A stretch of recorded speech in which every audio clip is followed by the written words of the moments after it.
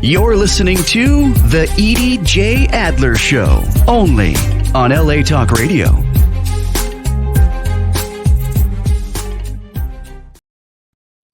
Shalom, amigos. Welcome to the Edie J. Adler Show. Thank you for watching. I am Edie J. Adler, and this show is dedicated to everybody. Every topic is allowed as long as we stay civil and as long as we do not insult each other.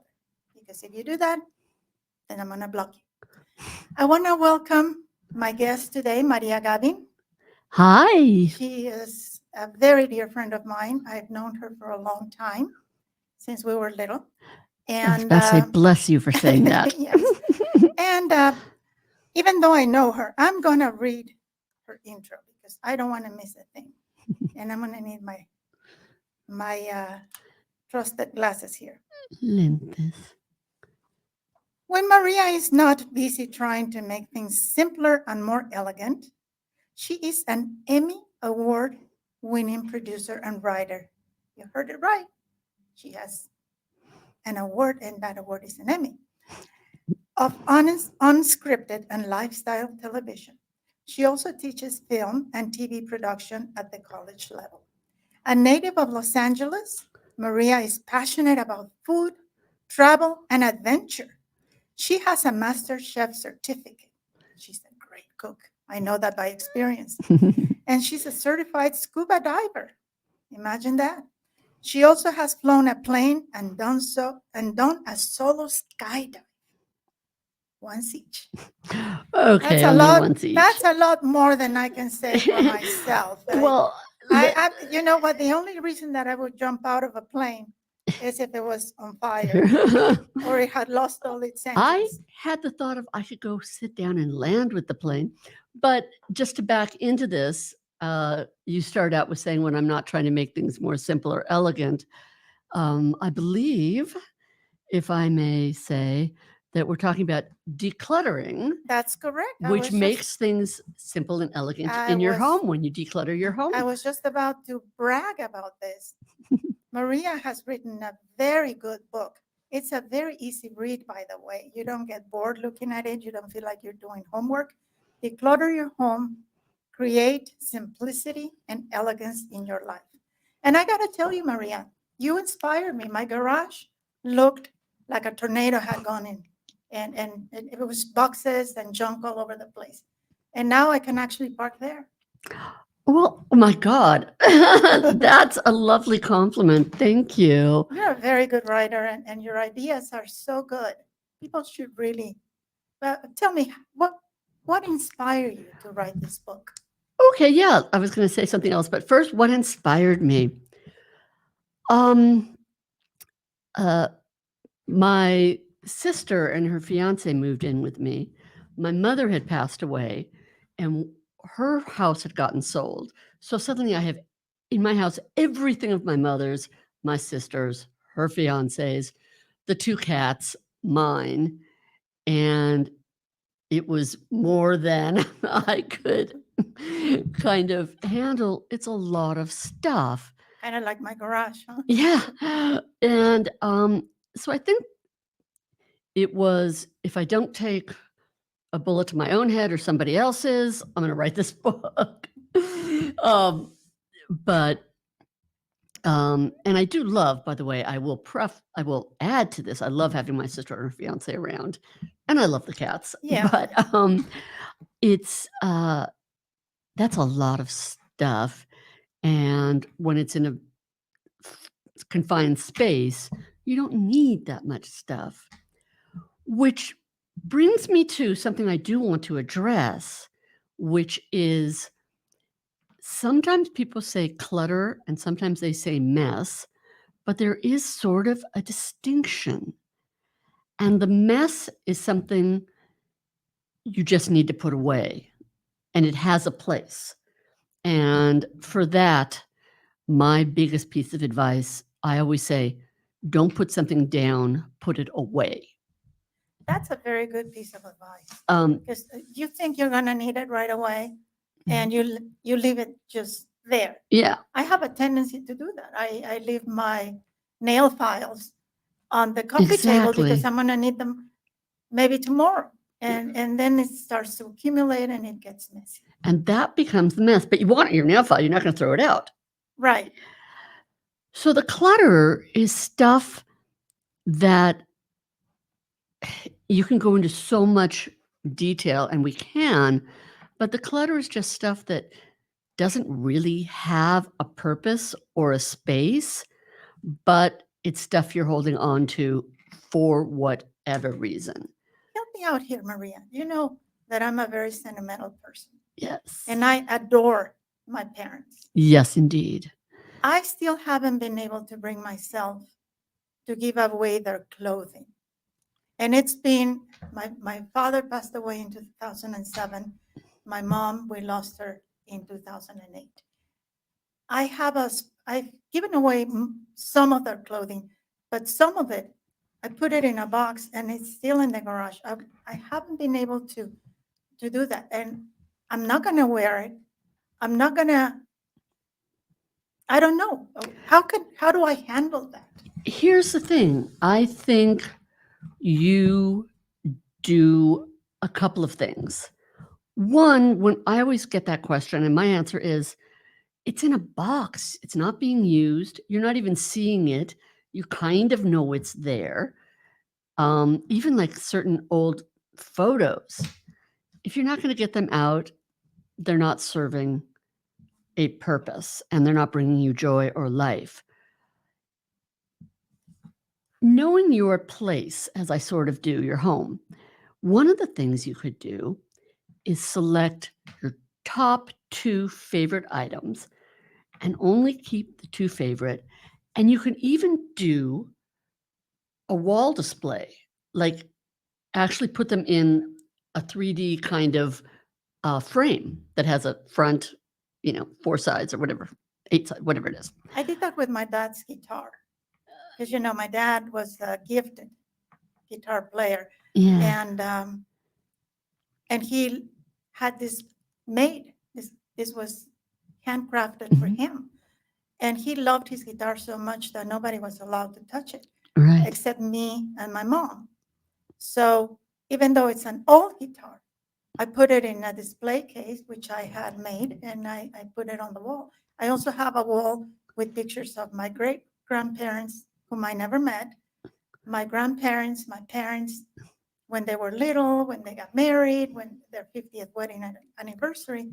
But I have other stuff. I have other pictures. I have other albums that are just collecting dust. And They do, and, certainly for certain photos or even anything, you can take a photo and make a digital photo album. right, And that doesn't take up the space of the actual items. And as this is so not meant to sound cold, but there's also a certain freedom, A, in not having so much stuff, but B, creating a new story. And I know even today I was thinking about something, and we all sometimes hold on to our stories and our backstories and our history, and they can be wonderful things. And even then, there's a freedom in the newness and making space. The thing about clutter is it takes up space by which it doesn't allow anything new in. right. And it also, I find, because as you know, I suffer from anxiety. And sometimes when I would go to the garage to look for something, I would get so anxious by looking at all that clutter and all that mess and all those papers that were like 20 years old, and there's no reason to hold on to them. And now that it's a cleaner space and everything has its place, the stuff that I kept, I don't get so anxious when I need to go in there. I love that. And that's a perfect example of things that don't serve you. You're holding on to something that isn't really serving you because it's making you anxious. The other thing that I wanted to talk to you about is I don't have children. I love children, but I wasn't able to have any. And so when I'm reading your book and thinking of what I need to give away or put away or just get rid of, I think this is going to sound morbid. It's not meant to be, but I think when I die, I'm the youngest of my siblings by far. Right. So when I die and having no children, no grandchildren, some stranger is going to come and take the stuff that I have sentimental attachment to and just throw it out or give it to Goodwill. And your book is not talking about that because there's nothing morbid about your book, but it makes me think I'd rather do that myself than have some stranger Well, do that. yeah, that's a wonderful thing. Do it yourself. Even if you did have kids, you don't want to burden them with, I haven't gone through any of this stuff. And guess what? You get to. um, That's a very good point. even if you had kids, there's a thing I talk about in the book called Swedish death cleaning. And that is the only morbid thing in the book, I promise. I But didn't think it's that not, was morbid. it's not that morbid. It's that exact idea of do it yourself. Get rid of this stuff yourself so that nobody else has to. Right. And I didn't think that was morbid. I thought that was practical. it is, and there's a whole book about it called The Gentle Art of Swedish Death Cleaning. And there's so many reasons we hold on to things, but you reminded me a minute ago of something I do want to add, Please. which is when it becomes overwhelming and you think, oh my, clutter, you need to start thinking, how does this make me feel? You know, the Marie Kondo, does it spark joy? But even in another way, my suggestion is take everything out of a drawer, any given drawer. It doesn't have to be every drawer at once. You can do one drawer at a time, one box at a time.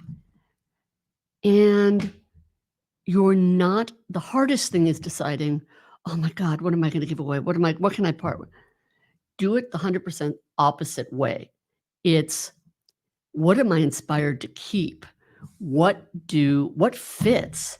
What just makes sense and serves me now, not me 10 years ago? Right. That's good advice. That's very good advice. And I'm going to do it because I have the perfect drawer to start with. And then I can put away some other stuff that I really do need. And if anybody wants to call and you have any questions for Maria, please call in at 323, 323-203-0815. That's 323-203-0815. So I saw and I noticed also that you did keep a couple of things from your childhood that had really good sentimental value to you. And you arranged them a certain way that it doesn't look out of place. It looks like the perfect adornment for the area that you chose for them. You know, we all have our stories, as I was saying earlier. And so the good, the bad, the ugly, the pretty of anyone's childhood. So there were very few things that I kept, very few. And really one that I actually think I have I know in the book, I have the picture of me as a kid with it, but it's a little wooden donkey and it's on the bookshelf just because it is one of the things that really does still make me smile. Yeah. I loved my little wooden donkey. Excuse me. And that's one of the few things. And we have in the pony, the horse that we have in the living room. My mother found a life-size rocking horse, and it's old. It's 150 years old or whatever it is. And she stripped it and never painted it again. So it kind of looks kind of fun and half done and has a great patina. And it's in the living room and it's so cute. and I can still get on it and ride it. I want to ride it. You should come over. When I saw that picture, I said, I want to ride this thing. You can ride that horse. The horse. I know exactly where it is because I've been to your home. Yeah, exactly. It looks perfect. It looks and nice. So those are a couple of things that I have that we haven't gotten rid of. And it's funny because my parents weren't known for being painters, but they each did a painting that we have up in the house. So that's kind of fun because that can be on the wall. Oh, that's wonderful. And so that's fun, holding on to that stuff. Something else that some people might run into, and I know my sister and I are still sort of in the process of things of my mother's that actually were valuable. Artwork, rugs, Right. certain things. And then at what point do you sell them? How do you sell them? Can you get, how do estate sales work these days? Blah, blah, blah. But certainly that is not something that I'm just going to give away because those are actually worth something. I have my mother's doll. It's actually the head. We have two old dolls of my mom's. When she was 5 years old, her father ordered this beautiful porcelain dog from Germany. And she kept it. And it was in perfect condition until I came along. Oh, Miss Edie. I'm so sorry. She should have never let me play with it. So now all that it's left is the head of the doll. Oh. I have it. And I keep thinking, I want to have this restored and display it. But right now, the head is just in a box. You could. There are places that will do that. I call it Marie Antoinette. My sister has my mother's porcelain doll from when my mom was 5. And the other day it was out and it was sitting there. And she has a couple of outfits and she wasn't wearing anything. I don't know why that bothered me. I'm like, put some clothes on that doll. Like it mattered. Oh, it matters to me. That doll she has clothes. Yeah. I want you to explain something to our listeners. Your book talks about creating elegance. Now, when most people think of elegance, they think expensive. My mother used to have a saying. She used to say, aunque la mona se vista de seda, mona se queda, which loosely translated would be you could dress a monkey in silk and she'll still be a monkey. But so you don't have to spend a lot of money to create elegance in your home, right? No, because let's look at different elegance can be, it's the latest, most expensive thing, Birkin handbag or Louis Vuitton luggage or Limoges china. No. To me, define elegance. What feels elegant to you? And to me, elegance is ease, flow, looking at something that's just neat and tidy. And that doesn't cost. So if you have all this clutter and or all this mess, that's not elegant because you're tripping over it. It looks horrible. Seriously, I've sometimes have had the situation where, if people have put things away, I'm trying to close the door to a cabinet. I can't even get the cabinet closed. So to me, being burdened down with stuff you're not necessarily using, doesn't serve you, isn't you anymore, is not elegant. The elegance is in the simplicity. Simplicity is elegant. Right. And then if you have a lot of stuff and you can't even display the good stuff, you can't even appreciate it. Right. And the other thing is the more stuff you have, the I don't know if it's clothes, the more laundry you have to do, the more dishes you have to do, the more maintenance. Would you believe that I still have outfits from where we worked together at KME? Oh my gosh. I would. I guess I would, except that, of course, I'm not allowed to talk about that because they were breaking the child labor laws. And so Of course, by hiring me. of course, but my mom did buy me these outfits at needless markups. Oh, So yes, of course. it feels weird to just get rid of it or give it to Goodwill. And if you have a garage sale, what people are going to offer you $1 for it. But again, here's something else that's elegant. Is it elegant to hold on to something that's not you anymore? The thing you want to do is know, okay, at that time, that served me perfectly. That was who I was. And life evolves, and we all grow. We're all doing different things. There's the discussion of what season of life are you in? Are you planting in its spring or summer? Are you resting in its winter? I never thought about that. That's good. You're good. Thank you. Well, I didn't come up with that idea, and you can go from winter to summer but if you're in a phase, so who are you now and who do you want to be? The clothes I wore back then probably aren't me now. They certainly aren't the trends now. Right. And who knows, everything old is new again, always. Right.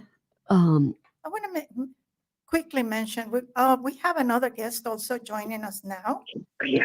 And Maureen Kerrigan. And Hi. let me tell you about Maureen. I have information about her. What did I do with it? Hi, Maureen. Hello. Maureen and her husband are co-owners of Hones Abes Junk Removal. So even if you have a lot of stuff that you want to get rid of and you don't want to do it yourself, Abby and Maureen are, as their name says, very honest. And they're mom and pop, literally mom and pop business. They have a handsome teenager whom I've known since he was a baby, so I'm not allowed to say that. Other girls, no. So Maureen, why don't you tell us a little bit about yourself, about what you guys do, and if you have any questions for Maria, please join in the conversation. It's a pleasure to have you both here. Okay, thank you. My name is Maureen, and my husband opened a business in junk. It was a demolition company initially, and we did residential demolition. He did it since 2006. I joined him about, 2011. And I used to teach and used to be a counselor, but we get out and we meet more people, and it was in our best interest that we work together. I always had an interest in building and being active, so we opened a demolition company. We did residential demolition, a lot of that initially. But in 2008, we kind of switched to junk removal because there was a larger need. Um, People were cleaning out their closet or cleaning out their garage, or you might be selling a house and you want to consolidate your stuff. Sometimes, a parent might die and you are clearing out the estate, and you'd have an estate sale, and afterward, whatever is not sold, we would help you gather it. And we would go to your house, you tell us what to take, and we would clear it out for you. And I can tell you, Maria, Maureen helped me clear the garage.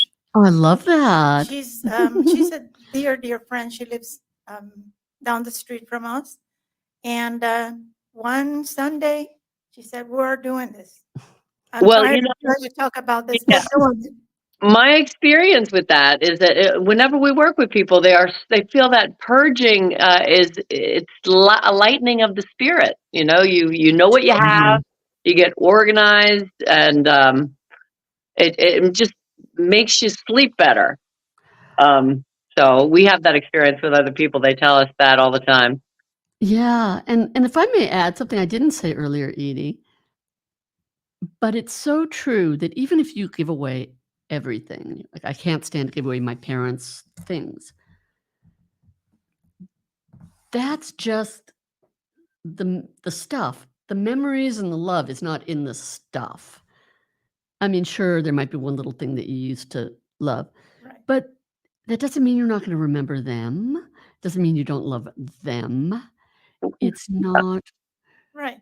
My husband and I are very sensitive when we do this stuff because, you know, especially when somebody loses a parent and you go to their home and they're going through pictures and so many things bring up memories, and it's not easy. Certainly not easy. So we're very sensitive about that. And, you know, they might point to something, I needed time to go through that, or we might move boxes for them so they know what is precious and they want to keep, and other things that they want to get rid of. So it's not easy, even though the material things, it does evoke some memories. Oh, absolutely. And Right. speaking of memories, do you guys remember your senior prom? I do. And I'm gonna tell you why. My friend Lisa Gibbons has an organization called Lisa's Care Connection, and they offer services to people suffering from Alzheimer's and their caregivers. That's actually how I met Lisa, and we've become good friends. So they're having a fundraising gala. It's called the Senior Prom, and I invite you both, Maureen and Maria, to come dance the night away at Senior Prom in support of Lisa's Care Connection on September 19th at 7 p.m. Senior Prom is where we get to bring all generations together, whether you're a student senior or a senior citizen. Senior Prom is your night. Enjoy delicious hors d'oeuvres, drinks, music, and dancing. Tickets start at just $75, and if you can't make it, you can make a tax-deductible donation and send a senior to prom. For more information, you can call 818-847-3686 or visit lisascareconnection.org. Yeah, I want you guys to come. We're going. Neil and I are going. And speaking of websites and phone numbers, Maureen, do you have a phone number, a website that you want to share with us? Honest Abe Junk Removal, honestabejunkhauling.com. And the phone number is 818-793-2531. Say that again, please. 818-793-2531. Thank you. Maria, this is a wonderful, wonderful book, and I'm honored that you gave this one to me and you Aw. signed it for me. Oh, I'm But honored to be here. But other people who are not as lucky as I am to have you in their lives, they're going to want to know where to find the book. Amazon, easy. There you go. Declutter Your Home. However, I would like to answer your question about do I remember my senior prom? Please do. Because I had to rent a date. I didn't have anybody. And as we were walking out of one of the events at about 1 a.m, he said, you know, at 1:30 I go on double time. Oh my God. But you know, you had it. But I'm like, how on earth did you find yeah, a place this is to my rent a life. date? So literally, my sister Maureen, it was one of her friends from college Oh, wow. that I rented the date, and we went to the Le Dome restaurant on the Sunset Strip, and they served us bottles and bottles and bottles of wine. Oh no! Of course, didn't drink because you were underage. Yeah, oh, I know. Oh no! I know. Of course not. Maureen, I've been to No, your it's home. an opportunity to get dressed up and go out and treat yourself. You know, be fancy. Exactly. Sometimes we don't get enough of that. Maureen, I've been to your home several times, sometimes uninvited because I just show up. You're always welcome. Thank you. and so are you. And your house looks beautiful. There's no clutter. Of course, that's your business, but I want you and Maria to give advice to other people who are not in the business of throwing junk away and who haven't written a book and who are like me, who just can't let go of things. Both of you, please, one at a time, Mhm. tell me, advise me and advise other people like me. What do we do to change that and make our homes as beautiful as yours are? Do you mind if I Please. start? I'll start. Well, as I get older, I feel like it's wisdom that helps me declutter because we're a consumerist society and we have so much more than we need. I used to, when I was younger, use the 10-year rule. If I haven't touched it, looked at it, uh, played with it, whatever it is, then it's not scary for me to get rid of. But now I use everything I have, but I need so much less than I have.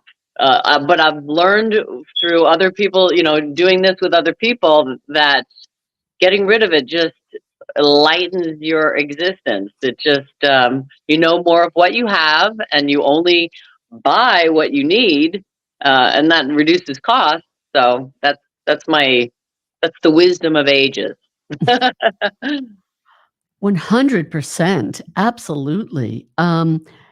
It's, again, as you say, getting to know yourself and what do I need? How do I want my home to reflect me? How do I want things to operate? The elegance of the simplicity when you have less. It's so freeing.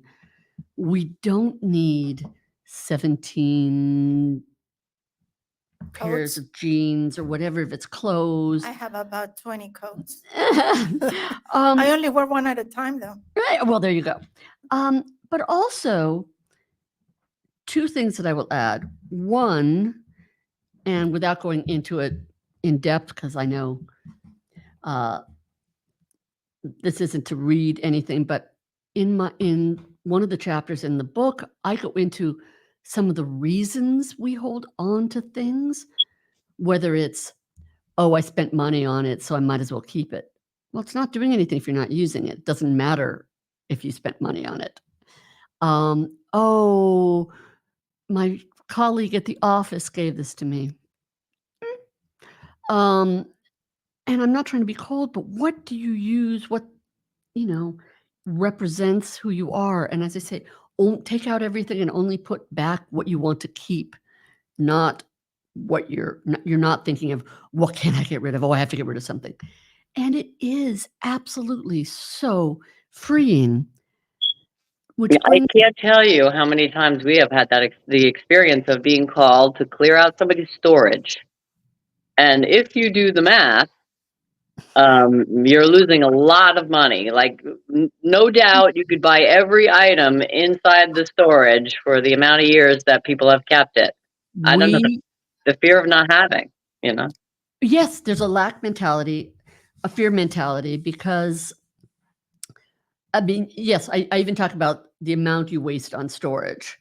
But there is a fear mentality because somewhere oddly in the back of our heads, if we go down the rabbit hole of our worst fear and our worst fear and our worst fear and our worst fear, it all ends up we're going to be bag ladies on the street. Right. And so there's this lack. I've got to hold on. What if I can't get this again? Or what if blah, blah, blah? But, and I don't know if Maureen has had anyone say this, I'm sure you may, there's also, when you're surrounded by that much clutter, it's just oppressive. And that feeling of oppression takes its toll in weight, sleep issues, cortisol issues, all sorts of physical and psychological health Right. Well, Maureen, dynamics, things. Maureen, you are also a licensed counselor, therapist. So I'm sure you agree with Maria that, and I touched on this earlier before you joined us, that before you helped me clear out the garage, whenever I went to the garage, I would get a panic attack, anxiety. My anxiety would get up so high. And then when you made me, because you kind of made me do it, but we did it. I thank you for that. Now, when I need something from the garage, I can go in there and with no problem. I don't Yeah, get anxious. I do also want to say there, you're entitled to your own personality type, and we meet a lot of conservationists, and they're like, well, I don't want this to go to waste. I don't want it buried in a landfill, and that's something that we have incorporated in our business plan. That when we take away stuff that it can be donated, we do. When it can be reused, we even, for towels, blankets, some pillows. Even secondhand stores won't take those type of things, but the animal shelters will. So we know what goes where, and whatever can be reused, we do that. And a lot of times that makes people feel so much better about clearing out their stuff, that it's not going away. And speaking of animals, this week we're featuring another dog from the East Valley Animal Shelter, and his name is Shadow. If you were to adopt or rescue or foster Shadow, he would stroll down the avenue with you or wherever you'd enjoy a stroll. And he would listen to any troubles you might have and share in your happiness too. Shadow was surrendered to the East Valley Animal Shelter in Van Nuys, California on April 1st because his quote unquote family was moving. Can you spell idiot? I hate people who leave their animals behind. I hope the family does the same thing to them when they get older.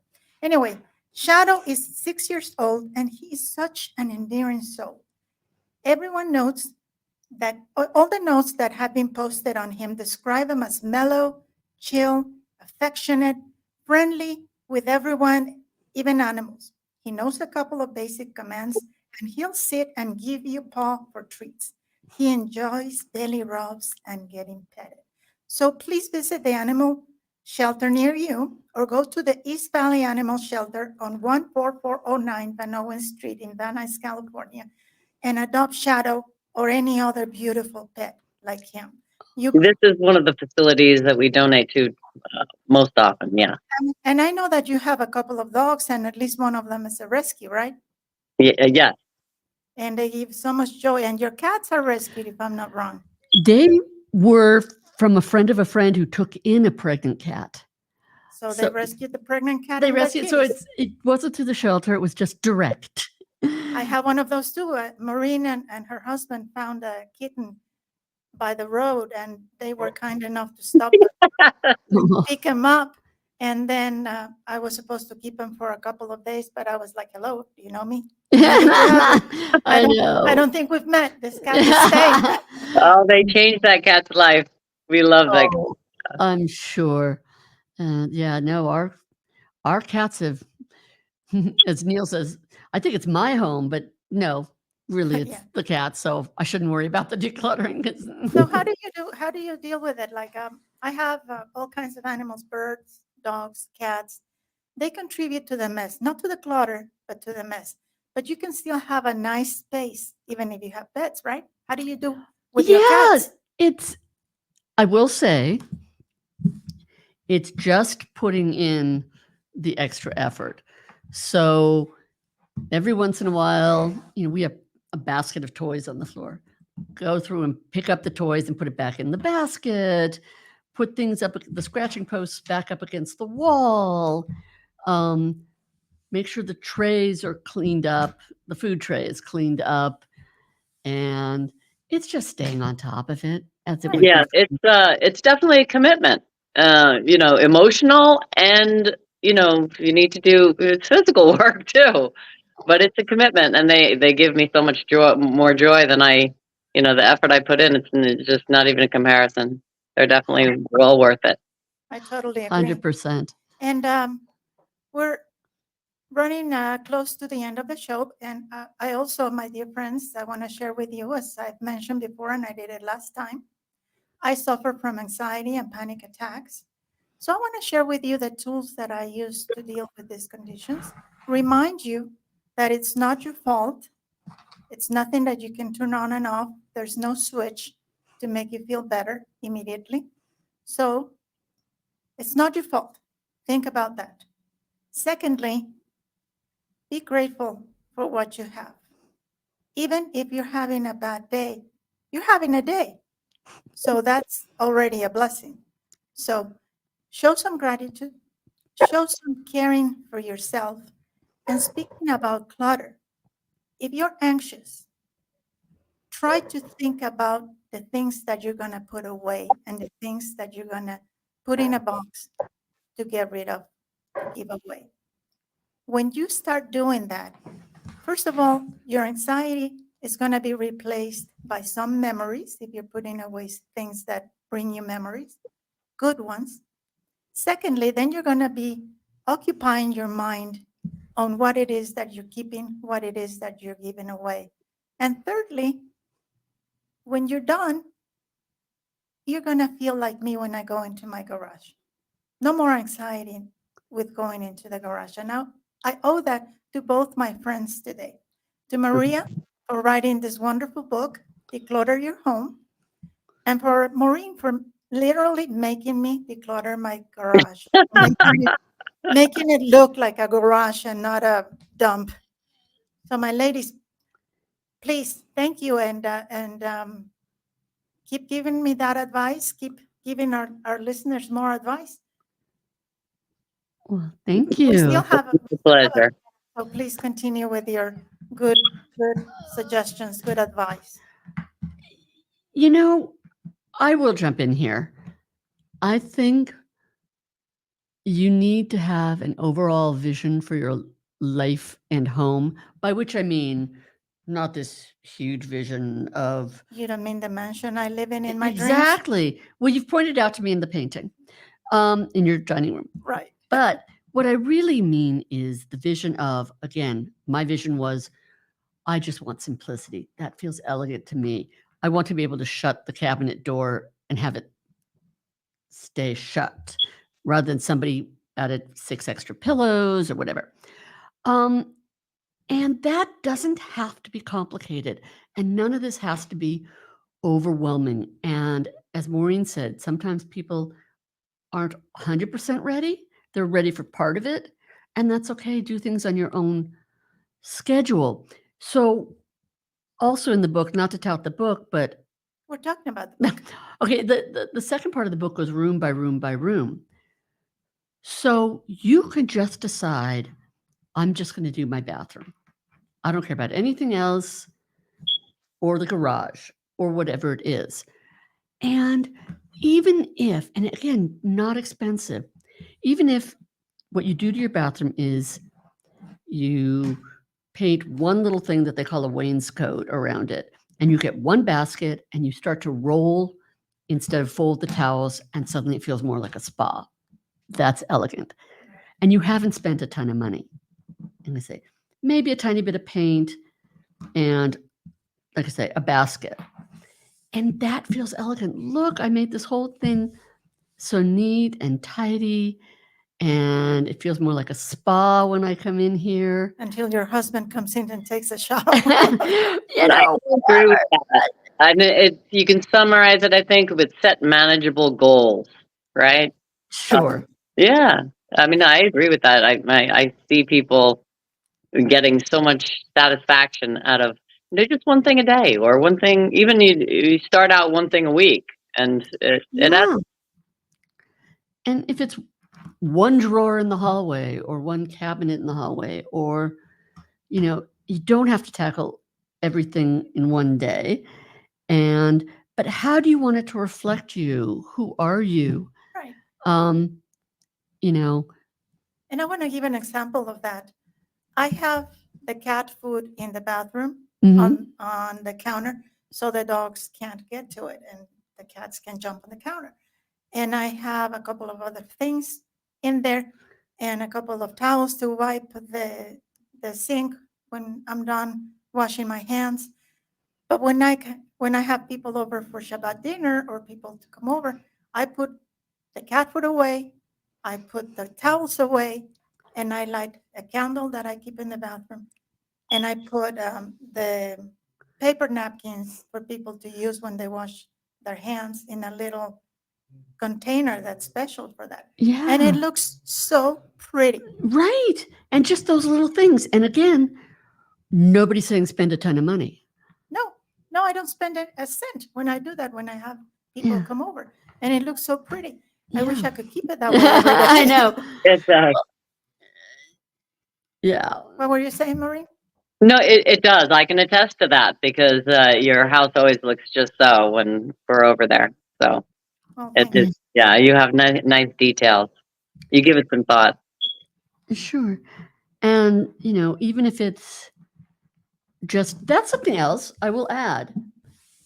So, certain items, I'm not talking clothes or I'm not talking anything kitchenware, but certain items that you're keeping, such as the little donkey that I kept from my childhood. Again, you decide what is worth keeping, what is me now, what do I care about it, what serves me. And then you can have such fun doing what they call displays or vignettes. So I have a mantle over the fireplace, and I'm going to put these things over here and arrange them just so. And then I've got a bookshelf over here, and I'm going to put this stuff over here and arrange things just so. One of the things that my sister does, which she taught me, is on the bookshelves, creating levels and textures. So not all the books have to be the same size, going, small to large or large to small.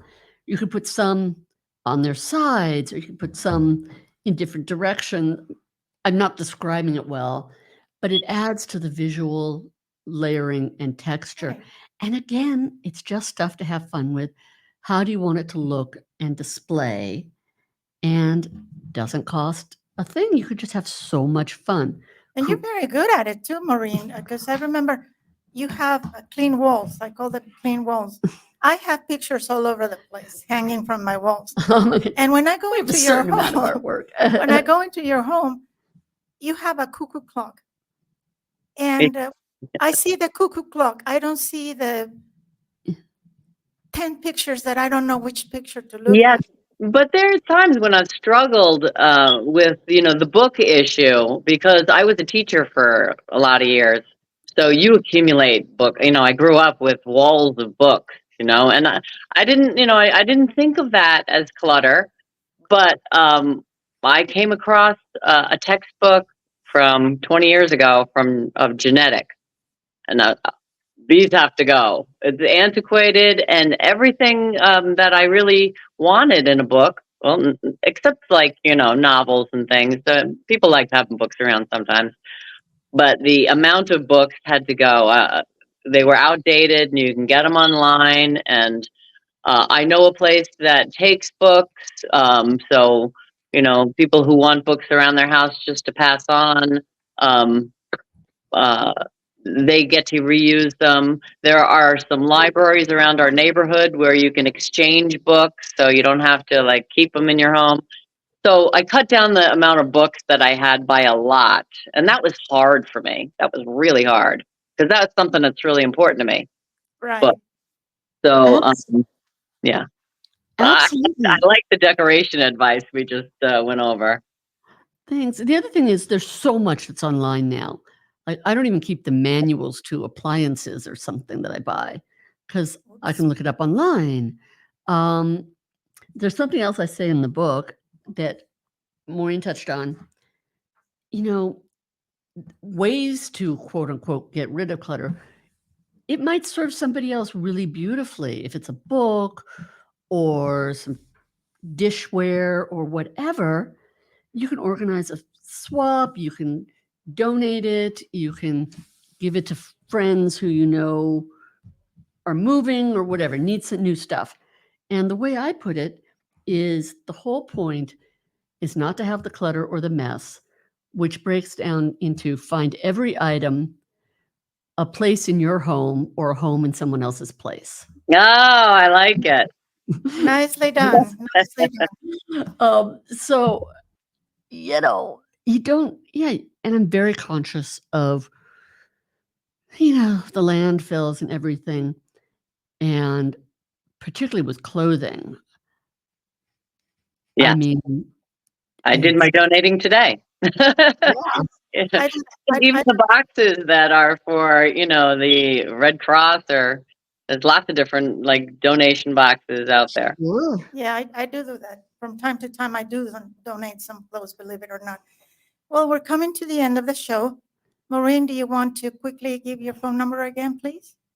Sure. It's Honest Abe Junk Hauling at 818-793-2531. And you can always look it up on Yelp. Check out our reviews, because that's our finest selling point. We have Thank you 5-star very much. reviews. Yeah. And Maria, you told me people can find your book on Amazon. Declutter Your Home, create simplicity and elegance in your life. Amazon.com. And we're doing that. Maria Gavin. I want to thank my guests, Maria Gavin, Maureen Kerrigan. I love them both. And I want to Thank you thank so much. all of you for tuning in. Please tell a friend if you like this show. Share it. Thank you for watching or for listening today. And always, remember to always be grateful. I am Edie J. Adler.